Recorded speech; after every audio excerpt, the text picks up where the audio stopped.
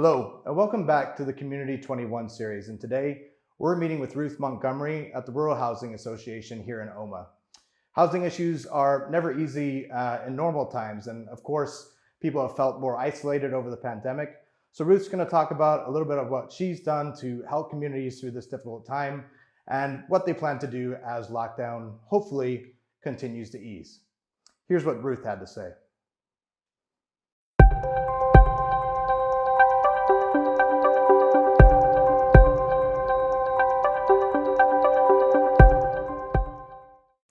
Ruth, thanks for having us here today. I want to see if you just wanted to start out, tell us a bit about yourself and the Rural Housing Association. Yeah, so I'll tell you a bit about Rural Housing Association first.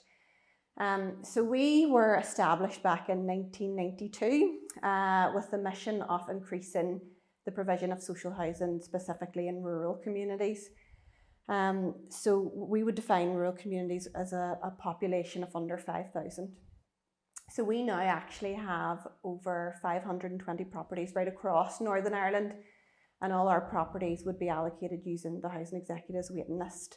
Alongside that, we've a really good development team that are always looking for opportunities to expand social housing provision in other areas in Northern Ireland, whether that be through our new build schemes or through the purchase of existing properties.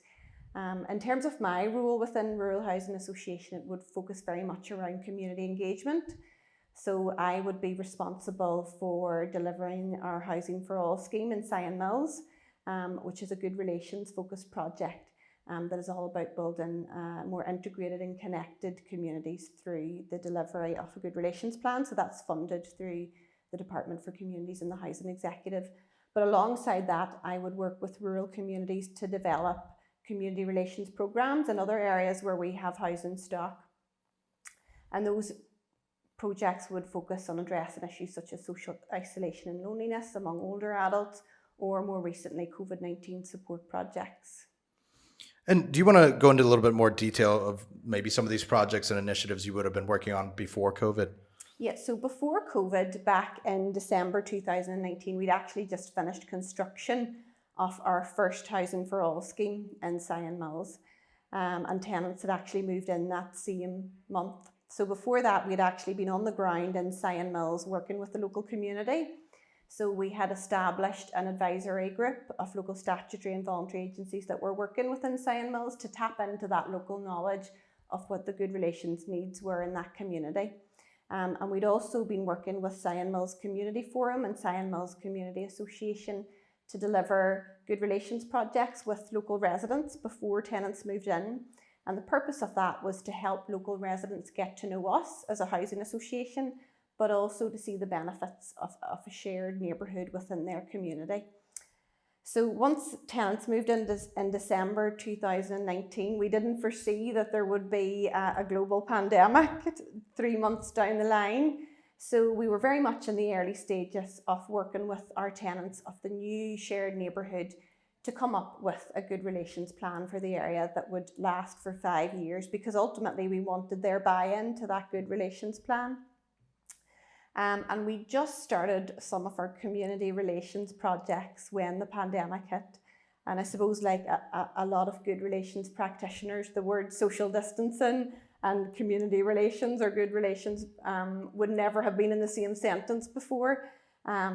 So that was a real challenge in terms of adapting our programme delivery to meet our good relations outcomes. So that's where we were just before the pandemic.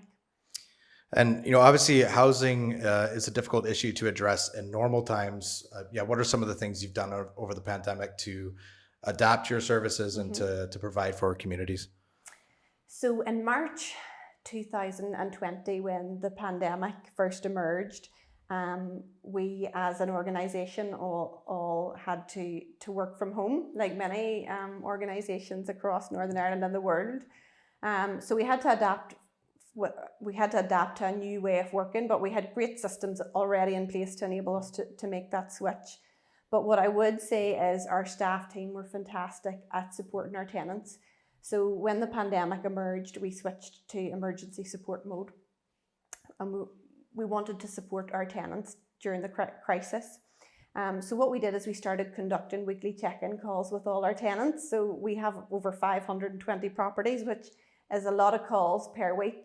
But all the staff teams split that up among themselves. And those calls actually transformed our relationship with our tenants. So we would have prided ourselves on our relationship with our tenants before the pandemic as a really responsible and caring social landlord.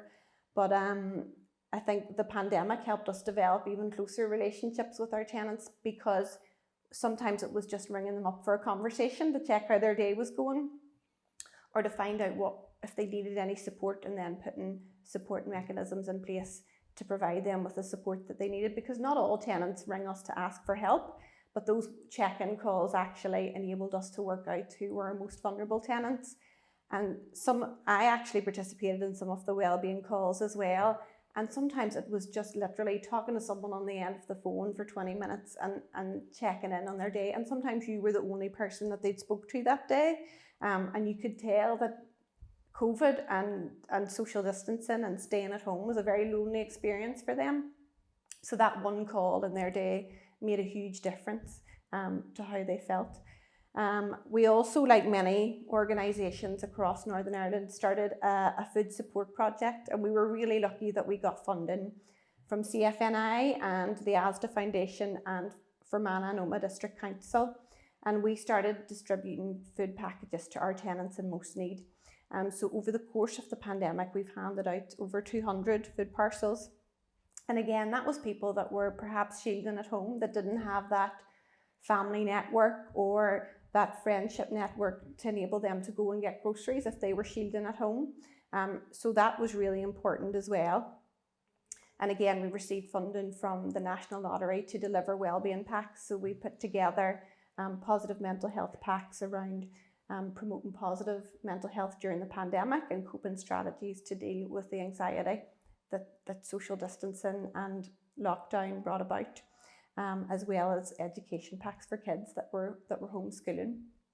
But probably one of the most intensive areas of work was continuing to deliver our Good Relations plan for our shared neighbourhood, which was very much in the infancy of delivery. So as I said, our tenants had only moved in December. There wasn't that sense of community within that shared neighbourhood because the scheme was a brand new scheme, it was a new build scheme. Our tenants didn't know each other, and by March that community hadn't yet developed. So we were in a position where we had to start delivering our Good Relations work, but we had to find new ways to do it. So like many organisations, we had to think outside the box. So we focused on 3 sort of strategies in terms of how we deliver good relations. So the first was about learning from home, so that people didn't have to leave their homes, that they could learn about good relations and diversity from the safety of their home. So we worked with Art Sector to deliver diversity boxes to over 300 families in the Tyrone and Fermanagh area. And that actually, through that method of good relations delivery, we were able to teach people about diversity from their home, through arts and crafts, through information sheets, through online workshops, and also through cookery, so they could actually taste cultures from the safety of their home during the pandemic. And that really helped us increase our participation levels in good relations activities. So the second area was around teaching participants about cultures within Northern Ireland. So we started a community bakers project, which got people baking traditional recipes from Ulster Scots and Irish cookbooks. But alongside that, they got their weekly learning packs that looked at Ulster Scots and Irish language, culture and heritage. So we were trying to think outside the box, and we also used online platforms like a lot of people to run intergenerational projects around storytelling for older adults who were perhaps living on their own, didn't have that opportunity to engage with anyone and were shielding. So the online platform was really good for us because we were able to bring people together in that digital world while ensuring that people were safe. But for us, probably one of the most successful things in terms of that sense of community and bringing people together and generating that new sense of community in our shared housing scheme was through the delivery of socially distanced events. within Old Mill Court itself. So what we did is, in our shared neighbourhood, we transformed it into a community space. So when restrictions eased and we could bring people together safely outside, socially distanced, we started to deliver events within our shared neighbourhood. And for the first time, we were able to get tenants outside of their home, engaging with their neighbours next door who they hadn't known before the pandemic, and start building those relationships. And that actually really transformed the dynamic within our Old Mill Court shared housing scheme. So before the pandemic, the sense of community was very small. Everyone was new to the scheme, they didn't know their neighbours. But by the end of the pandemic, and I suppose that was probably one of the things that was most surprising, is that the sense of community is probably one of the strongest I've seen in any neighbourhood. And that was because we were able to bring people together socially distanced, but promote that community interaction through the delivery of community events within Old Mill Court itself. So that's something that we plan to replicate even beyond the pandemic. Excellent. And that kind of leads into my next question. Are there any stories that happened over the pandemic, or anything that you found inspiring coming out of communities? Yeah, so I suppose in terms of our work in our shared neighbourhood, we have tenants that face lots of life issues, whether it be complex health issues, or whether it be social isolation and loneliness. They live on their own, and lockdown had a massive impact on them. So for us to be able to bring them out of their home and hear the appreciation from them themselves, and how those socially distanced events help them feel more connected with their community and form friendships with the people in their area that lasted beyond that event. So now we have tenants checking in on each other on a regular basis. We have one tenant that was making presents for all the other tenants in their scheme, floral wreaths for their doors. And they've started their own little WhatsApp group where they're all communicating, and that happened very organically out of the community events that we were able to organise during the pandemic. And I suppose if we look back at the start of the pandemic, everyone was like, how can we deliver good relations during lockdown and during restrictions that require us to social distance? How can we do good relations well? And I think that for us, it's been a real success in terms of using that different multi-channel approach to bring people together, whether it be digitally or through those community spaces outside within schemes themselves. And to hear the feedback from tenants that they now feel part of a community, which they were very new to, has been really heartwarming. That's excellent. And so what are your plans post-lockdown, as we're hopefully getting near the end of COVID? What are your plans within the Rural Community Association? So I suppose we're really excited to see lockdown starting to ease, but we're always aware that could change, and we're very careful about when we're planning community activities. So we've actually began the process of bringing groups back together again inside at a social distance within government restrictions, obviously. And I think people are so ready to start meeting in person again. I think a lot of people were growing tired of Zoom. I think everybody's growing tired of Zoom at times. So to see people actually emerging from their homes and getting back together as a group and engaging even in those social activities, or some of our projects around photography and well-being, etc. You can see that for them, it's about engaging with people again and having conversations with people in their neighbourhood, because for an entire year, they've been very much separated from local residents. So I think I'm really excited to continue our good relations work, particularly in our Housing for All scheme, because the relationships that we've been able to form during the pandemic can only get better once we're able to bring people together properly again. Last question, Ruth, what's your message for the community at this time? I suppose the message for the community is to not lose the things that we've learned from the pandemic. So before the pandemic, that feelings of social isolation and loneliness were still prevalent, particularly in rural areas.